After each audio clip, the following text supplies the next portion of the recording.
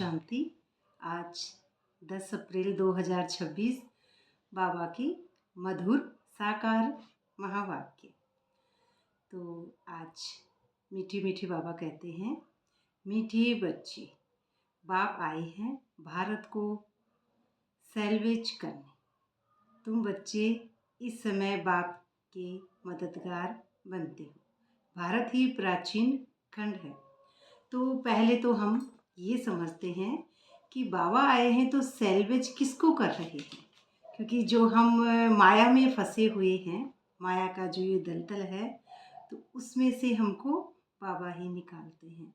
क्योंकि जो हमें बचाने आता है, जो जैसे हमको क्षति पहुंच रही थी, तो सैल्वेज का अर्थ है कि जिससे बचाया जाता है। हम माया के दलदल में फंसे हुए थे, अपने आप को शरीर और इस दुनिया के वासी समझने लग गए थे कि हम ये मायावी दुनिया हमारी है और हम शरीर हैं, और शरीर के सारे जो रिश्ते नाते और ये दुनिया हमको चकाचौंध की, ये सही लगने लग गई थी। अब बाबा ही आके हमको समझाते हैं, तो ये हमारी सच्ची सच्ची हमको प्रॉपर्टी वापस दिलवाते हैं, 7 गुण और 8 शक्तियाँ। क्योंकि बाबा जो है वो संपूर्ण है, तो बाबा ही हमको उस स्थिति से छुड़ाएंगे।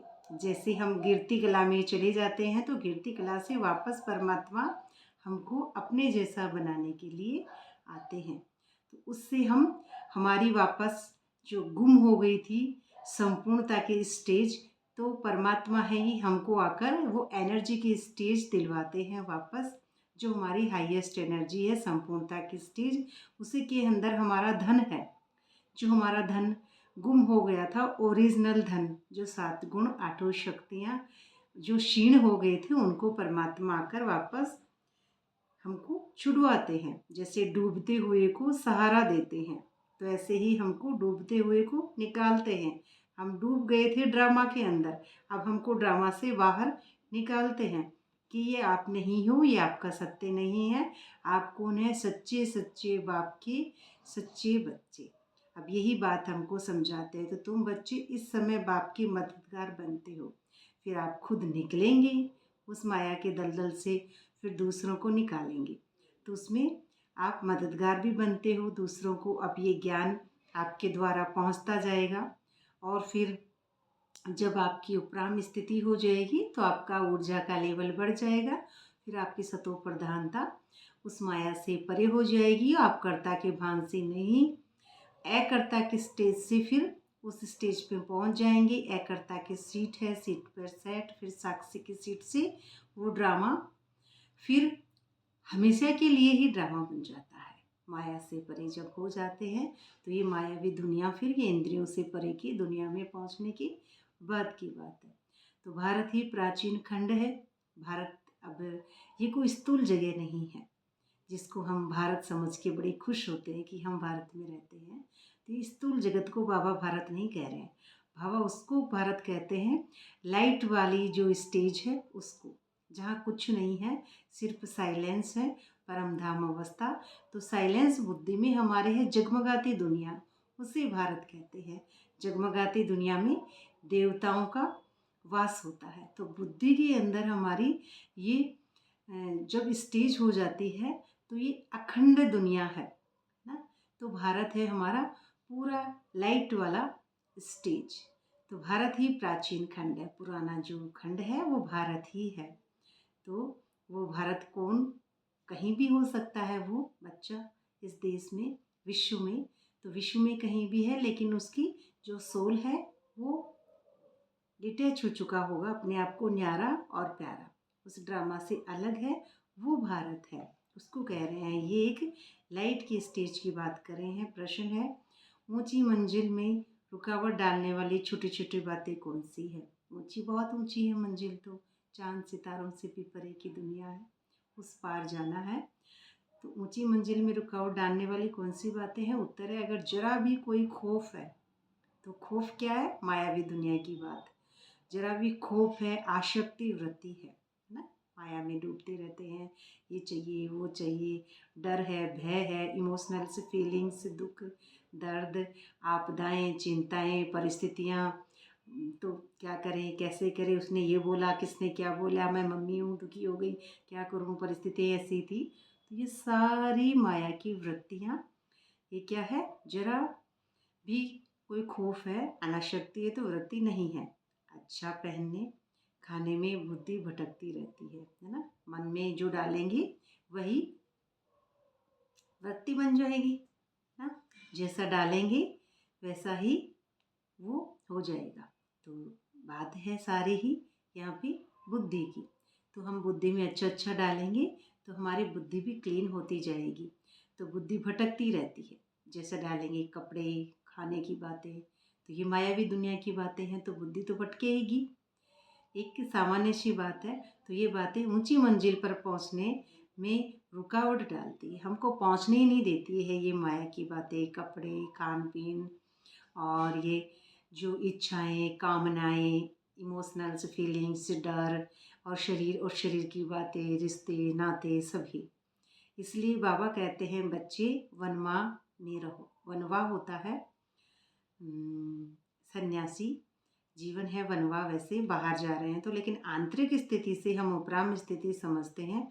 वनवा अर्थात जब लड़की बान बैठती है, जैसे 7 दिन का बान, 5 दिन का बान, शादी के 5 दिन 7 दिन पहले 11 दिन बान बैठती है, हल्दी लगाते हैं, तो उसमें वनवा में बैठ जाती है। तो तुम्हें सब कुछ भूलना है और यही शरीर भी याद ना रहे ना। तो शरीर से समझ रहे हैं कि हल्दी लगती है तो फिर वो क्या करती, उन्हीं पुराने कपड़ों में ही हल्दी लगाती थी पहले, तो फिर उसको ख़त्म करना है।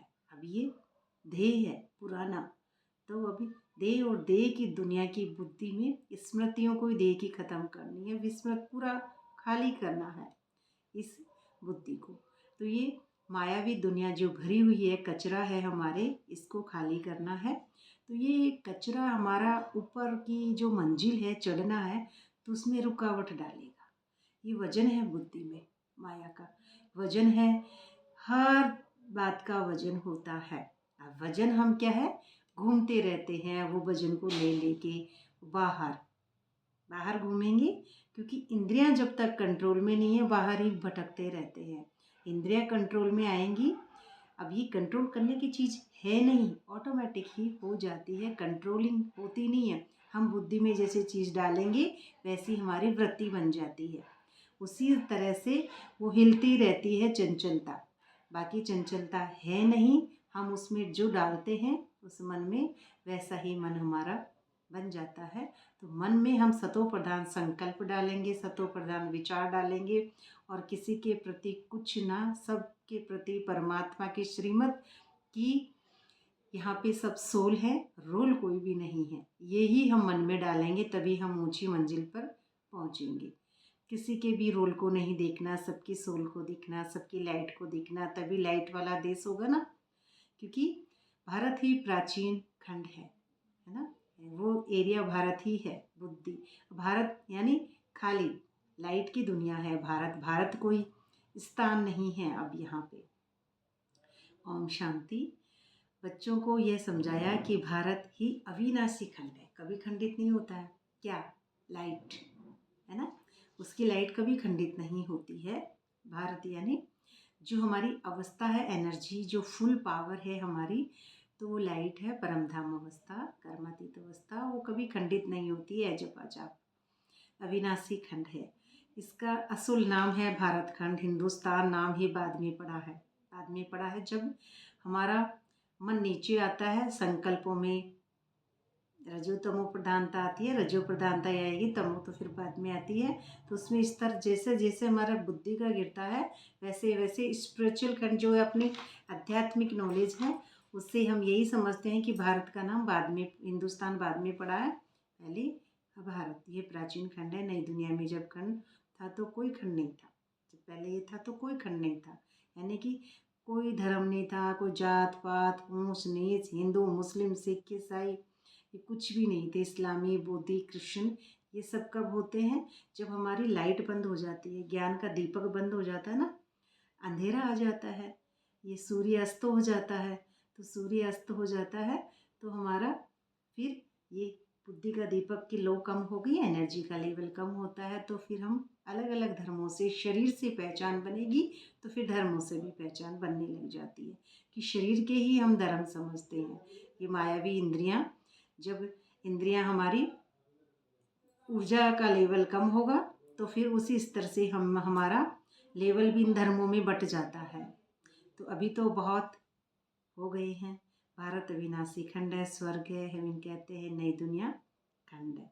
तो ये परमात्मा ही हमको आकर समझाते हैं।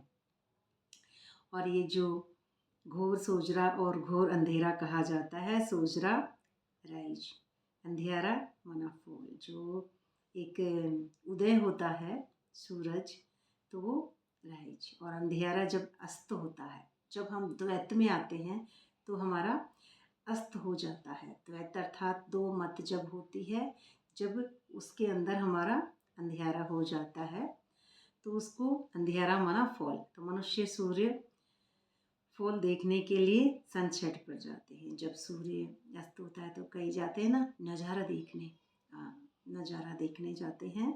तो नज़ारा देखना माना इस प्रकृति को ही सच समझना। सूर्य अस्त हो रहा है, कितना लाल लाल अच्छा लग रहा है शाम का, सब फोटो लेते हैं, पिक लेते हैं और बड़े खुश होते हैं। तो ये क्या है, तो इसको हम सनसेट, तो अस्त हो रहा है ना, तो अस्त हो रहा है माना कि हमारी बुद्धि धीरे धीरे द्वैत में जा रही है। लेकिन अब ये माया हमको घेरे हुए रहती तो समझ में नहीं आता है। अब वह तो है ही हद की बात है, अब ये सारी हद की बात है। क्योंकि जब सूर्य अस्त होगा तो कभी अस्त होता है ना, तो ये आती है थोड़ी सी सत्युग में नीचे आ जाते हैं हम लेवल, तो ये फॉल होता है। तो प्रजापिता बाबा हमको, ब्रह्मा बाबा से यही ज्ञान मिलता है कि ब्रह्मा की रात अब ब्रह्मा तो दिन। तो यही प्रजापिता हुआ। तो ब्रह्मा की रात, अब ब्रह्मा का दिन और ब्रह्मा की रात। अब ब्रह्मा तो है प्रजापिता, ब्रह्मा का दिन अर्थात पूरा सतयुग और ब्रह्मा की रात, तो ये क्या है, हमारा एक संगम हो रहा है। एक संगम हो रहा है दिन और रात, सूर्यास्त वो होता है ना सनसेट, तो ये एक मिलन है, दो युगों का मिलन होता है।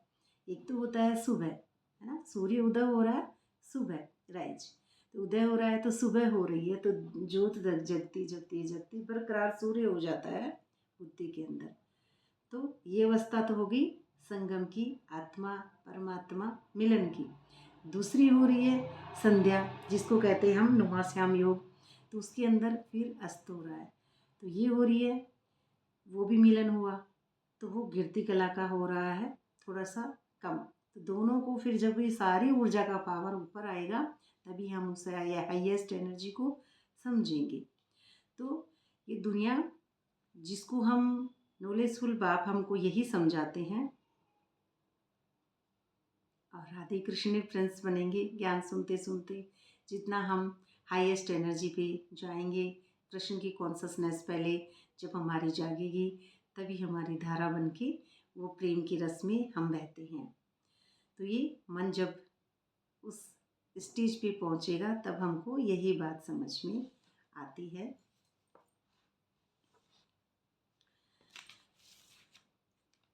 तो निराकार आत्माएं जब यहाँ शरीर में है तब भक्ति मार्ग में पुकारती हैं।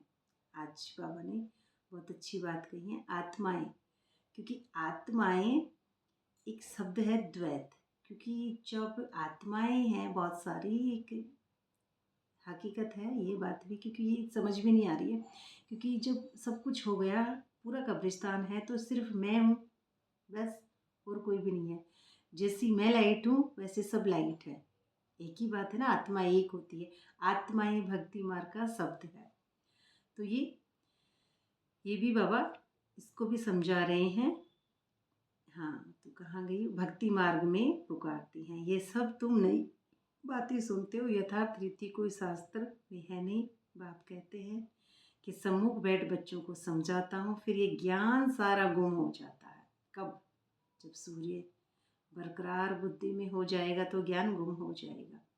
क्यों, क्योंकि फिर आत्मा का जन्म, और आत्मा किसका, श्री कृष्ण की कॉन्शसनेस का जन्म होगा। तो आत्माभिमानी निरंतर स्थिति हो जाएगी, तो फिर अज्ञानी अवस्था आ जाती है। आत्मा ज्ञानी नहीं होती है, फिर अज्ञानी मासूम एक जो होती है ना स्थिति, जन्मता बच्चा वो मासूम होता है, फिर बाबा चले जाते हैं। अर्थात कहने का मतलब है सारा ज्ञान गुम हो जाता है। कहते हैं ना विनाश के बाद ये मुरलियाँ बंद हो जाएंगी। तो कहाँ का विनाश? अंदर का विनाश। अंदर का जो 18 क्षोणी जो सेनाएं हैं वो अंदर लड़ेंगी और योग बल से दुनिया सिमटती चली जाएगी। ज्ञान प्लस योग और धारणा सेवा सारी एक होकर सब कुछ खत्म हो जाएगा।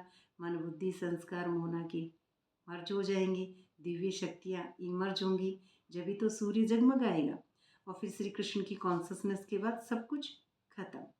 तो ये गॉड फादर ही हमको समझाते हैं, अब ये हमको बाबा ही समझाते हैं। तो फिर ज्ञान सारा गुम हो जाता है। बच्चों को ही सम्मुख समझाकर वर्षा देते हैं। बाबा बच्चों को खुद पास में बिठा के वर्षा देते हैं। ये ब्रह्मा बाबा की बात है। तो वर्षा देते हैं, फिर बाद में शास्त्र बनते हैं, यथार्थ तो बन न सके क्योंकि सच की दुनिया ही खत्म। जब हम इंद्रियों में आ जाएंगे, देह में द्वैत में आ जाएंगे, तो ये हमारी सारी दुनिया ही खत्म हो जाती है। झूठ में आ जाएंगे तो सच्ची दुनिया कम हो जाएगी। कहने का अर्थ ये है, सॉरी, क्योंकि सच की दुनिया खत्म हो गई तभी तो शास्त्र जो मन में आया वो लिख दिया ड्रामा अनुसार। बाकी शास्त्र को अच्छे से पढ़ेंगे, उनकी गहराइयों में जाएंगे, तभी हमको जो सच्चा ज्ञान है परमात्मा का वो मिलता है। खंड हो जाता है झूठा खंड की, उतरती कला हो जाती है तो ये चढ़ती कला होती है ना। भक्ति है रात, अंधियारे में ठोकरे खाते रहते हैं। अंधियारा क्या है? दीपक नहीं जगता है तो अंधियारा है उस कमरे में। कमरा यानी ये शरीर। तो इसमें दीपक जब तक नहीं जला, ये झोपड़ी है, इसमें राम नहीं आए, सबरी पुकारेगी राम को, सब्र करेगी, परमात्मा की याद करेगी, एक दिन राम जरूर आएंगे। राम आएंगे ना, तो राम आएंगे तो राम आने के बाद में ही हम उस सोजरे में पहुंचते हैं। तो जब तक ठोकर खाते रहते हैं, कहने का मतलब ठोकर खाना मतलब बाहर जाना, बाहर इस दुनिया को सच समझना, मायावी दुनिया को सच समझना। जो दिख रहा है, ये दिख रहा है सब विनाशकारी है, कुछ भी स्थिर रहने वाला नहीं है, परिवर्तनशील है ना। ये बाहर की जो भी दुनिया है परिवर्तनशील है, शरीर है, शरीर की बातें हैं, मायावी दुनिया परिवर्तनशील जो भी है वो विनाश होना है। तो ये रात में भटकते हैं हम, वहाँ जा रहे हैं, उधर जा रहे हैं, किसी से पूछ रहे हैं और दुनिया में कोई भी नहीं है। उपराम स्थिति से देखते हैं तो इस दुनिया में कोई भी नहीं है, पूरी दुनिया खाली है, मरे पड़े हैं सब। लेकिन हमारी तो अभी ज्योत जगी नहीं, तो फिर हम क्या करेंगे? क्या करूँ मैं? फिर दूसरी मूर्ति यानी किसी शरीर से पूछेंगे मैं कहाँ जाऊँ। फिर किसी ने किसी को कान से सुनी, वहाँ जाएं, वहाँ सच्चा ज्ञान है, वहाँ जाएं, वहाँ सच्चा ज्ञान है। उसने मेरे बारे में ये बोला, उसने क्यों बोला, कैसे बोला, दूसरों को देखेंगे, प्रभावित होंगे, लेकिन अंदर की गुफा में नहीं जाएंगे। अंदर की गुफा में क्यों नहीं जाएंगे? क्योंकि ड्रामा में हमारा नूंद नहीं है, पार्ट नहीं है। यही समझेंगे अब हम इस हाईएस्ट एनर्जी के लेवल से, क्योंकि जब ऊपर पहुंच जाते हैं तो बिंदी बिंदी बिंदी बिंदी सब कुछ ख़त्म है ना। अब ड्रामा शुरू है, सब कुछ ख़त्म होने के बाद में ड्रामा ही है, क्योंकि ड्रामा में उसका नूंद ही नहीं है, तो फिर वो ड्रामा अनुसार ही समझेंगे। तो ये जगह जगह की बातें हैं, माथा टेकते रहते हैं। ऐसा घोर अंधेरा मनुष्यों का कुछ भी पता नहीं है, मनुष्य को दर दर धक्के खाते रहते हैं।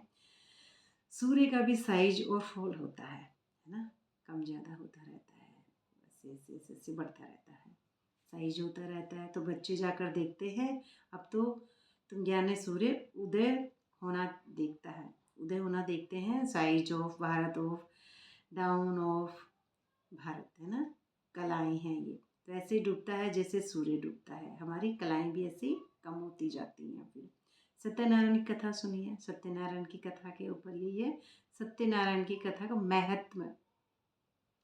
तो ये सत्यनारायण जब ही होते हैं हम, जब इस दुनिया से हम मर जीवा स्टेज पे पहुंच जाते हैं, मर जाते हैं। मन बुद्धि संस्कार मौना कैरेक्टर के जब मर जाएंगे तभी हमारे सत्यनारायण की कथा शुरू होती है।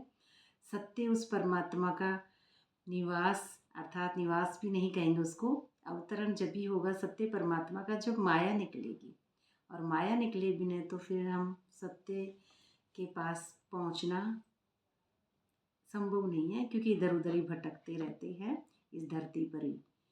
इस धरती पर भटकेंगे, वहाँ गए बाबा नहीं मिला, वहाँ गए बाबा नहीं मिला, किसी से पूछा, एक कान है ना, सुना, पूछा, बाबा नहीं मिले, लेकिन हम उस साइज को पा ही नहीं पाते हैं, क्योंकि डाउन ऑफ होता रहता है, तो ऐसे ही डूबता रहता है। बाबा आकर उनको सेल्वेज करते हैं, समझाते हैं, बाबा आकर उनको बचाते हैं, डूबती हुई नैया को बचाते हैं। उस जो आपकी संपूर्णता के स्टेज है, जो आपका ज्ञान धन है, जो गुण है, वो शक्तियाँ हैं, वापस आके दिलवाते हैं, बड़ी मदद करते हैं बच्चों की। तो प्रदर्शनी में भी बाबा यही समझाते हैं। 5000 साल का ये जो चक्र है, यही चंद्रवंशी सूर्यवंशी की जो बातें हैं हमको समझ में आ रही हैं। तो चंद्रवंशी अर्थात जो सनसेट और डूबता सूर्य, और सूर्यवंशी अर्थात उदय होता फुल पावरफुल सूर्यवंशी होता है, जो सतयुगी बातें हैं। तो ये तो एक दो से राज्य लेते हैं। अब सतयुग क्या है, ये भी बात है ना। सतयुग है कि सतयुग बुद्धि में है। सबसे पहले तो बुद्धि में आएगा, जब भी तो हम सतयुग की जिधर देखेंगे उधर सबका हमको सोल नज़र आएगा, रोल नज़र नहीं आएगा, क्योंकि भावना बनानी पड़ेगी। जाकी रही भावना जैसी प्रभु मूर्ति के तिन तैसी। तो वहाँ पे हमको सतयुग के अंदर क्या जाएंगे ही नहीं, कैसे? अगर किसी का भी पाठ देख रहे हैं, किसी के कर्म देख रहे हैं, तो हम सतयुग में नहीं जाएंगे। तो हम सिर्फ और सिर्फ यही बात समझें कि पाप से घृणा करना पापी से नहीं, पापी मेरी भाई आत्मा। अब पाप क्या है? ये मायावी दुनिया है जो, तो उस एनर्जी की लेवल को, एनर्जी सबकी एक जैसी, आत्मा तो मैं हूँ जैसा ही वो है, बस मैं आत्मा तो वो भी आत्मा। तो उसी स्टेज को हम देखेंगे, हमको किसी का रोल नहीं देखना है। बाबा की श्रीमत है कि हम आत्मा है, अगला भी आत्मा है। तो ये सीढ़ी उतरते रहते हैं, चढ़ते रहते हैं 84 के चक्र को हम, यही तो ये विचार सागर मंथन है। मनुष्य को टेम्पटेशन में कैसे लाएं, वह किस तरह से हम समझाएं, किस तरह से हम उनको प्रलोभन दें और समझाएं कि ये दुनिया है। अब आप किस तरह से रोज़ अपनी बाहर की स्वच्छता करते हो, लेकिन स्वच्छता अंदर की स्थिति की करनी है हमको। स्वच्छता परमात्मा का जब सत्य से लगाव होगा तो अपने आप हो जाएगा हमारा ड्रामा अनुसार। तो भाई बहनों को आकर समझाओ। तो यही सदगति, परमात्मा सदगति दाता है, यही हमको सबको समझाना है। सर्विसेबल बच्चों की पालना तो अच्छी रीति होती है, क्योंकि शिव बाबा भंडारा भरपूर ना, समझना है अंडरलाइन, क्योंकि शिव बाबा का भंडारा भरपूर है। जिस भंडारे से खाया वह भंडारा भरपूर, काल कंटक दूर। काल क्या है? माया का काल, जो हमको जकड़े हुए रखता है। कंटक कांटे जो देह भान के हैं, अहंकार रूपी मायावी दुनिया है, जकड़े हुए रखता है, बुद्धि रखता है किस किस में, बेटा पोता, मम्मी पापा, क्या हो गया, कैसे हो गया, हाय हाय, डर भय, इमोशनल्स फीलिंग्स, क्या होगा, चिंताएं, आगे की चिंताएं, पीछे की चिंताएं, घर ग्रस्त की चिंताएं, सगे संबंधी ने ऐसा क्यों कह दिया, मैंने तो कुछ नहीं किया, और ये नज़र उधर जाती है, उसकी थाली में घी नज़र ज़्यादा आता है, या फिर उसके कपड़े, चकाचौंध की दुनिया। तो ये सारी ही मायावी बातें। तो ये मायावी बातें से बुद्धि हमारी हट जाएगी, और बुद्धि हट के हमारा सूर्य बरकरार बुद्धि में जग जाएगा, हमारी आत्माभिमानी स्थिति निरंतर हो जाएगी। तो हम इस काल कंटक से दूर हो जाएंगे। काल कंटक से दूर होने के बाद में हमको कोई छू नहीं सकता है। फिर हमारी जो स्टेज है उससे आपको कोई गिरा नहीं सकता है अंदर से। बाहर का हमारे पास सब कोई धन नहीं है। हम कौन हैं? देखा जाए तो संत है तो वैरागी, वैरागी के पास क्या होता है? खोने के लिए कुछ बचता ही नहीं है, सारा खाली है माल। अब क्या है, भंडारा परमात्मा का। भंडारा माना अब यहाँ पे क्या है, संपूर्णता की स्टेज। जो बाप की एनर्जी वही बच्चे की एनर्जी। आत्मा और परमात्मा की जो लेवल है, तो जितना बाप का धन है वो उस बच्चे का भी धन है। बाबा का जो धन है सतयुगी, बाबा तो जाएंगे नहीं, आप जाएंगे सतयुग में। तो ये बात, तो तुम हो शिववंशी, है ना, हमारी कोई जाति नहीं है अब यहाँ पे। शिववंशी, लिंग नहीं, धर्म नहीं, कुछ नहीं है हम। शिववंशी क्या होता है, शिव क्या है, एक ज्योत है ना, नाम रूप से अलग है, शिव एक ज्योत है। तो वह रचता है और ये रचना है। बाबुल का नाम बहुत मीठा है, शिव साजन भी है ना, हाँ? शिव साजन भी समझते हैं शिव को, कुछ भी समझे, सारे रिश्ते उसी से हैं। तो हम कौन हैं, जैसी हमारी बिंदी है, बिंदी में कुछ नहीं है, सब कुछ खाली है ना। शून्य में पहुंच गई है जब स्टेज, तो शून्य में पहुंच जाती तो पूरा व्यक्ति खाली हो जाता, उसके पास कुछ भी नहीं रहता। तो अब या वहाँ पे हम चढ़ के देख रहे हैं तो न जात है न पात है न ऊंचे, क्योंकि 5 तत्वों से परे तो कुछ भी नहीं है, आकाश से परे कुछ भी नहीं है, कुछ भी नहीं दिखता है। ये तो हमने दे रखे हैं इस दुनिया को कलर, हमारे मन ने, बाकी कोई भी कलर है ही नहीं, सिर्फ खाली है। सत्य बरस रहा है ऊपर, तो बस बरस रहा है, बरस रहा माना सत्य बरस रहा है ऊपर से, परमधाम से। परमधाम अवस्था, परमधाम ऊपर नहीं है, हमारी अवस्था है। अब उसके अंदर सत्य सत्य सत्य बरसता है, ऐसे अमृत तो टपकता है, और वो ये है हमारा सत्य सत्य मिलन परमात्मा से। वही है हमारी कलंगी, और उसके आगे है हमारी सीट। यही है हमें काल कंठ से दूर करता है, काल कंटक से दूर करता है। तुम हो शिव वंशी, जैसे शिव की कोई कुछ भी नहीं है, शिव तो परम सत्य है, वही हम है परम सत्य। और ये जो वास्तव में तुम योग बल से राजाई हासिल करते हो, वो अहिंसात्मक है। चित्रों में जो देवी देवता दिखाते हैं, जो नॉन वायलेंस है ना, शिव शक्तियाँ नॉन वायलेंस गाई जाती है, परंतु चित्रों में देवियों के हाथों में हथियार दिखाते हैं, हिंसा दिखा दी गई है। तो हिंसा तो हम खुद हो गए, तो हम देवियों को भी हिंसात्मक समझने लगे। तो वास्तव में तुम कौन हो, योग अथवा याद के बल से विश्व की बादशाह लेने वाली। हथियारों आदि की तो कोई बात ही नहीं है। गंगा का प्रभाव बहुत है, बहुतों को साक्षात्कार भी होता है भक्ति मार्ग में भी। समझते हैं कि गंगा जल मिले तब उद्धार हो। गंगा जल कहाँ मिलता है, परिंदे का पानी अमृत घोल दिया और आपको दे देंगे, तो वो गंगा जल हम कॉमन सी मायावी दुनिया में समझ लेते हैं। लेकिन गंगा जल हमारा त्रिवेणी जो है, जिसको हम कहते हैं कि जो त्रिवेणी जो है, तो वो त्रिवेणी हमारी गंगा यमुना सरस्वती तीनों का मिलन है। अब तीनों का मिलन जहाँ होता है, वही हमारी तीनों का मिलन किसका होगा, यहाँ पे गंगा यमुना और सरस्वती तीनों का मिलन हो गया। तीनों का मिलन यानी संगम का मिलन। अब संगम का मिलन, अब उसको ब्रह्मा विष्णु शंकर सब खत्म, सब कुछ खत्म हो गया, बुद्धि में कुछ भी नहीं है, वो कोई फिजिकल रूल नहीं है। उसके बाद ही हमको समझ में आती है हमारी स्टेज, जो हमारी है त्रिवेणी की।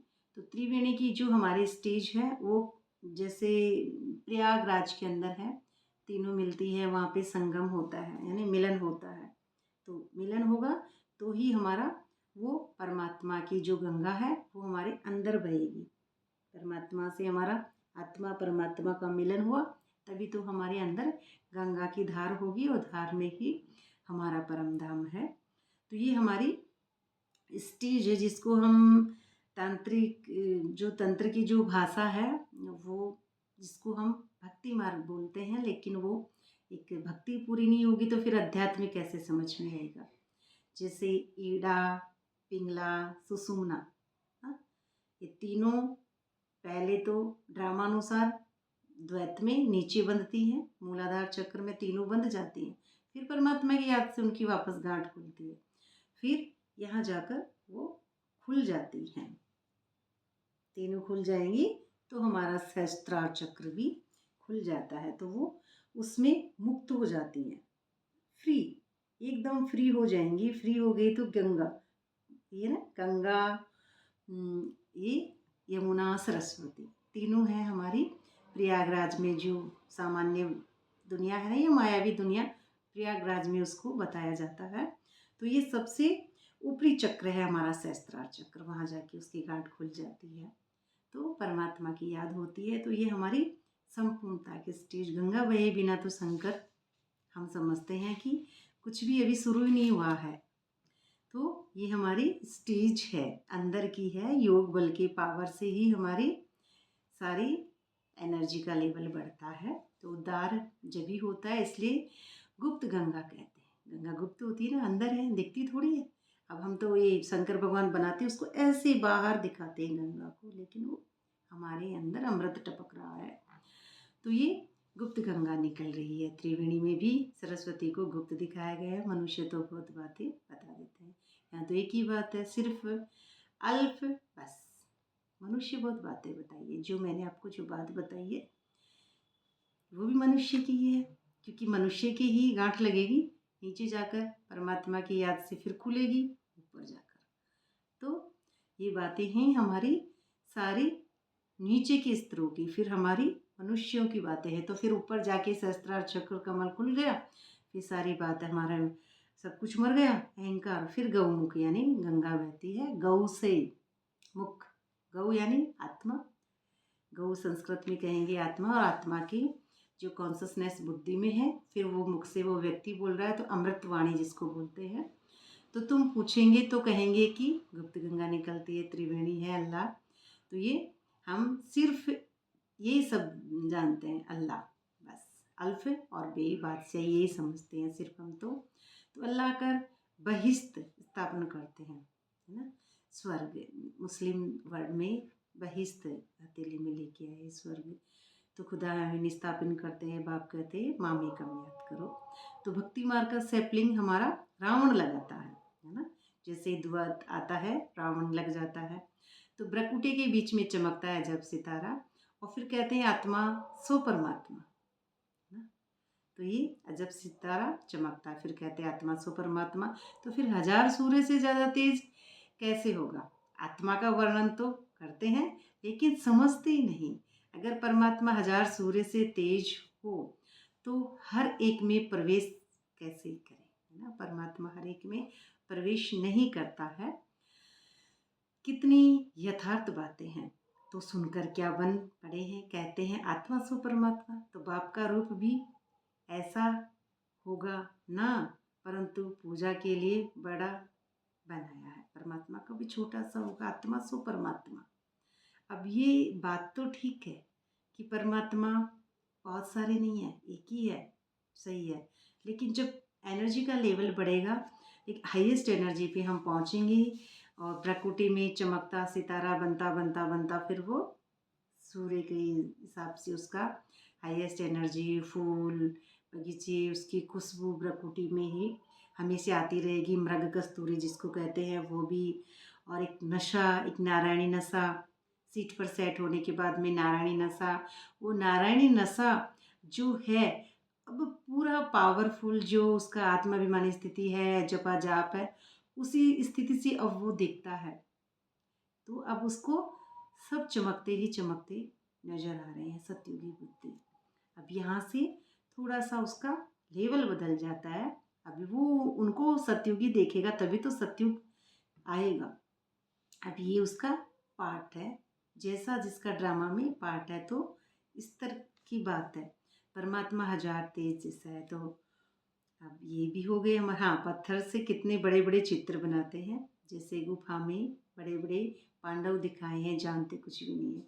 गुफा में हमारे अंदर है सारा, पांडव कौरव युद्ध, 18 क्षोणिका, ये सारी विराट सेना पूरी मायावी दुनिया सिमरती जाएगी योग बल से। ब्रह्मा विष्णु शंकर सबका अंदर ही पार्ट ख़त्म हो जाएगा, फिजिकल रोल सारे ख़त्म हो जाएंगे।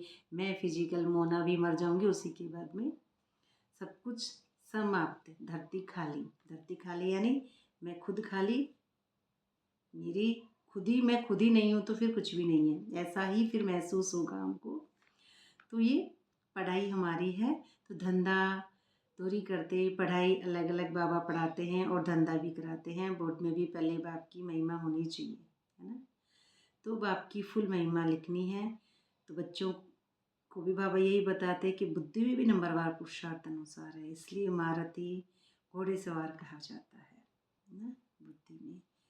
तो ये भी जैसे जैसे हमारी एनर्जी का लेवल बढ़ेगी, बुद्धि का ताला खोल देता है बाबा आकर, है ना।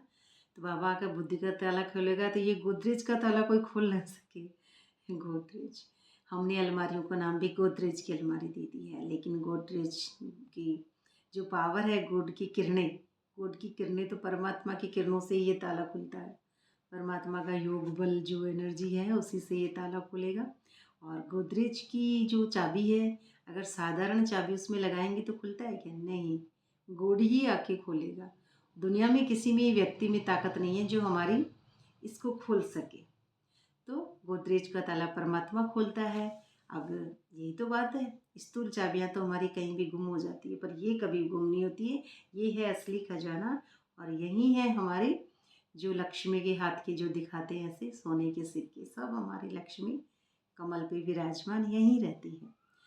तो ये 5000 साल की जो बातें हैं, ये ताले की भी हमें यहीं आके सतयुग में ही समझ में आती है।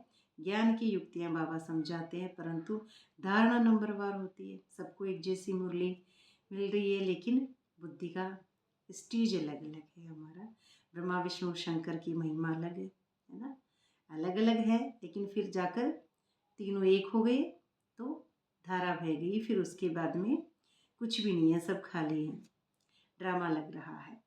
तो फिर सब ये हर एक पार्ट अलग अलग है, एक ना मिले दूसरे से। ये अनादि ड्रामा है, चलता आ रहा है कब से।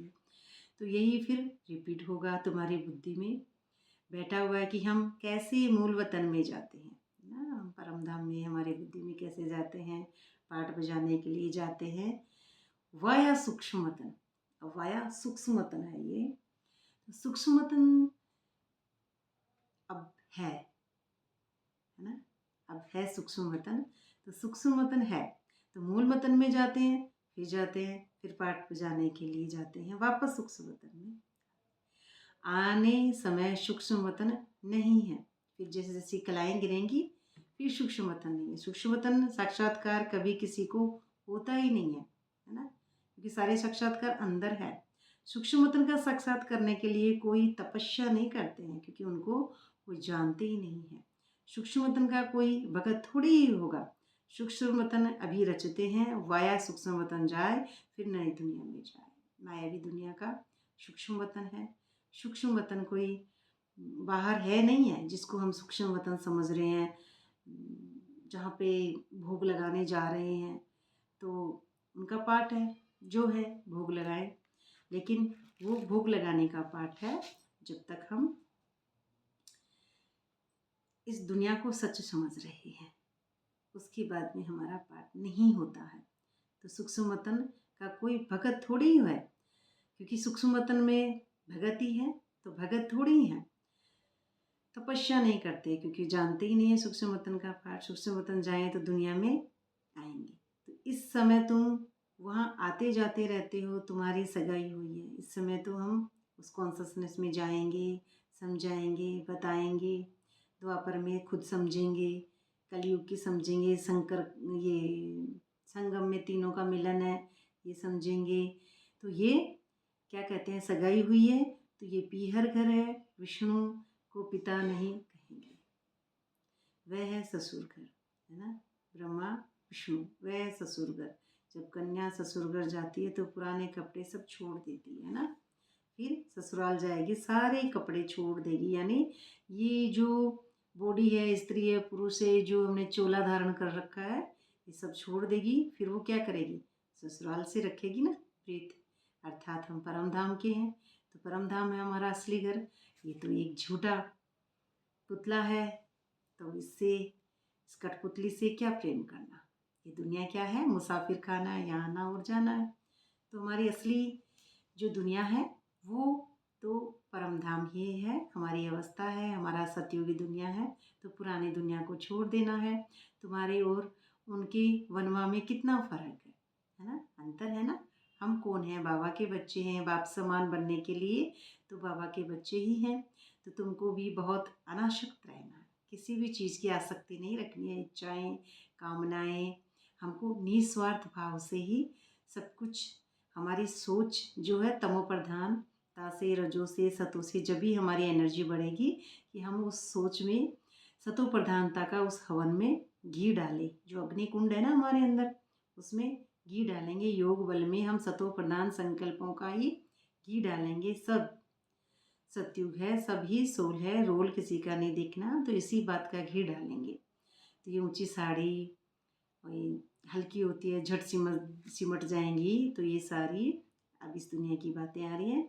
वनवा और वानप्रस्थ एक ही बात है, एक ही बात है ना। शरीर छोड़ना है तो साड़ी नहीं छोड़ेंगे क्या? हल्की साड़ी पहने, आराम से उसमें काम हो सके, जल्दी से हम कर्म कर सके, फटाफट धो सके और सुखा सके।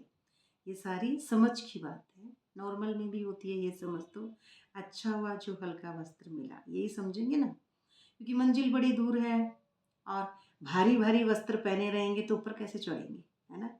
अब ये बात है बुद्धि, बुद्धि में भारी भारी सामग्री रखेंगे तो फिर हम उन वजन को ले लेके, मैं मम्मी, मैं पापा, मैं माया, मेरे को क्यों बोला, कैसे बोला, वो है, बच्चा है, पोता है, पोती है, तो ये हमको लेके ऊपर थोड़ी जाने देंगे।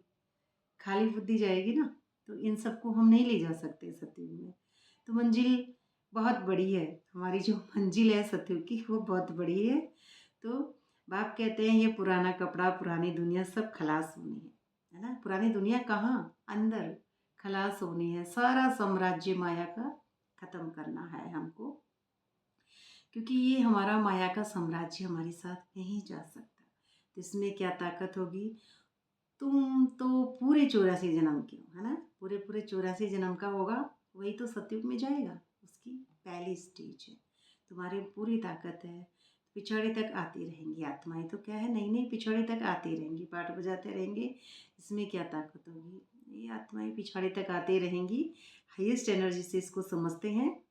तो ये बात है कि हमारे जो संकल्प हैं वो संकल्प लास्ट तक आते रहते, तो उन संकल्पों को हम सतो प्रधानता का पानी देंगे, सतो प्रधानता का सही दिशा देंगे, परमात्मा का सत्य का प्यार, सत्य की एनर्जी का लेवल देते रहेंगे।